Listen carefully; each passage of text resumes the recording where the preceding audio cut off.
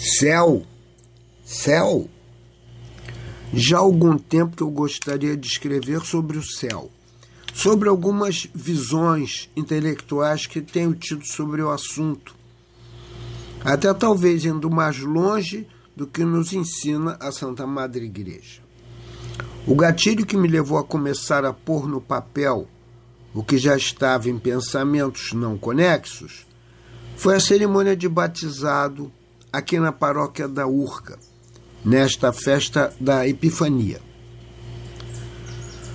Por causa do ambiente da igreja, após a recepção do Espírito Santo, por aquela dezena de criancinhas, era tudo uma alegria só, unida ao fato de que todas aquelas criancinhas eram anjinhos de pureza, recém-consagradas a Deus com a alma limpinha, tábula rasa, prontas para suas vidas humanas. Se morressem, iriam direitinho para o céu. E aqui começam minhas reflexões sobre o céu, que, conforme os ensinamentos da Igreja, será, no fim, composto por nossos corpos e almas, gloriosos, e, pelo que entendi, identificáveis entre os bilhões lá presentes. A contemplação de Deus infinito traria uma alegria inimaginável, aquela que nosso coração jamais sentiu. Mas já que cada um ressuscitou com seu corpo glorioso, haveria alguma outra razão para isso? Para encontrarmos nossos pais, nossos antepassados? São Tomás de Aquino diz que uma das alegrias dos santos é ficar contemplando o inferno e se alegrar por ver a justiça de Deus sendo cumprida. Logo, deve dar para se ver alguma coisa e, por extensão, ver os santos e louvar também a justiça e a misericórdia divinas. Vai caber aos teólogos definir o que o céu é. É algum lugar onde os corpos ressuscitados estariam, bilhões de seres beatificados se misturando com bilhões de seres angélicos, ao mesmo tempo tendo acesso a Jesus, que também tem um corpo beatificado, e finalmente a Deus, que não tem corpo de espécie alguma, é um puro espírito. Acredito em tudo que a Mãe Igreja me ensina sobre essas coisas, mas eu preferiria que a gente parasse na parte da alma. Uma vez morto, nossa alma puramente espiritual se juntaria aos corpos celestes e espirituais e com a supra-suma alma de Cristo. Esta, através de aparições e milagres, demonstraria aos apóstolos e outros humanos estar viva. Mas entendo que aí faz falta o corpo glorioso de Cristo. Mistérios. Mas minha reflexão vai além. Para isso terei de voltar na história e focar numa das grandes seitas dos judeus, os saduceus.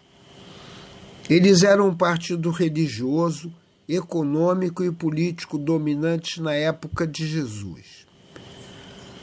A ele pertenciam a maioria dos sacerdotes. Eram favoráveis à presença romana. Eram materialistas e não acreditavam na ressurreição nem nos anjos. Isto os diferia dos fariseus, dos essênios e dos zelotes.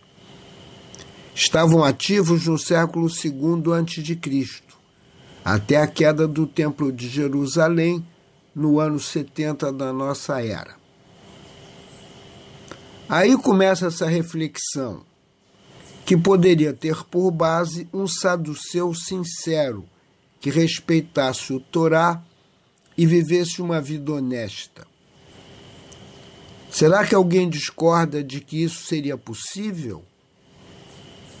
Sem dúvida, o que estou implicando aqui é se seria possível uma pessoa acreditar em Deus de todo o coração, respeitá-lo, ter uma vida santa mesmo sabendo que uma recompensa de felicidade eterna não existia?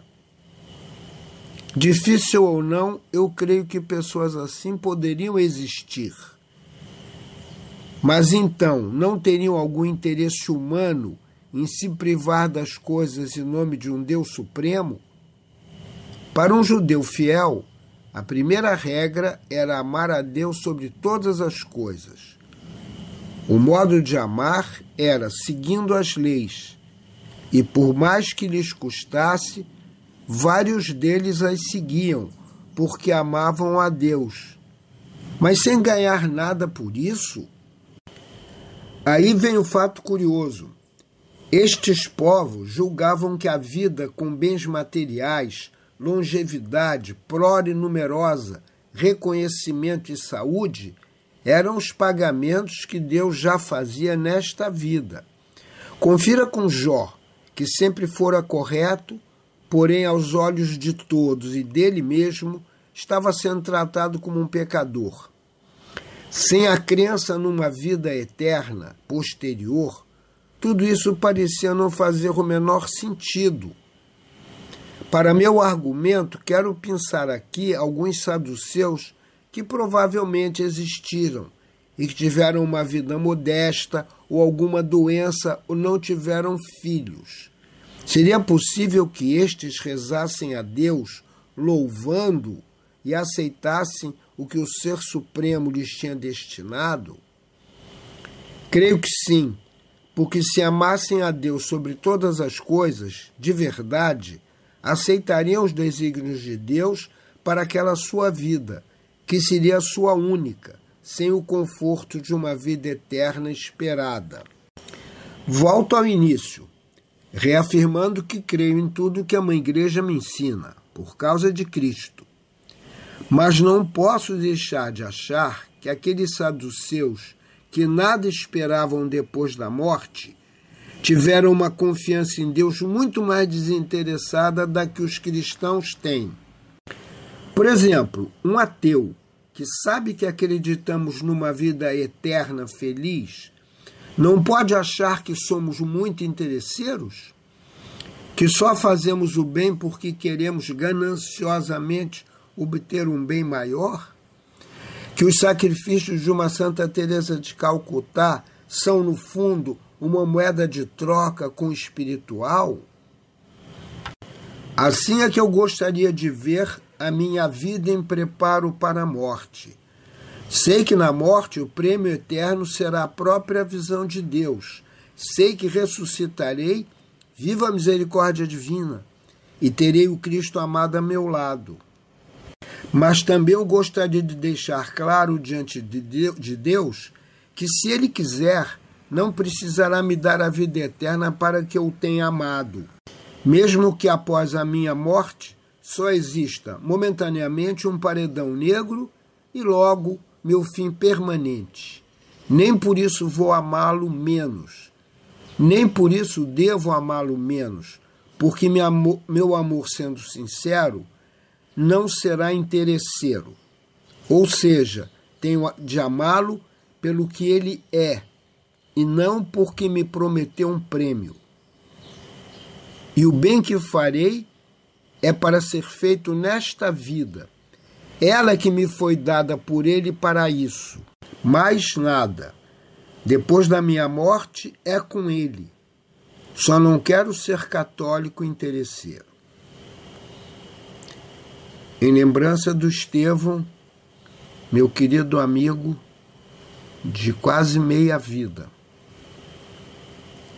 E também do grande amigo Luiz Berch, que sempre me entusiasmou a fazer essas reflexões. Deus nos abençoe.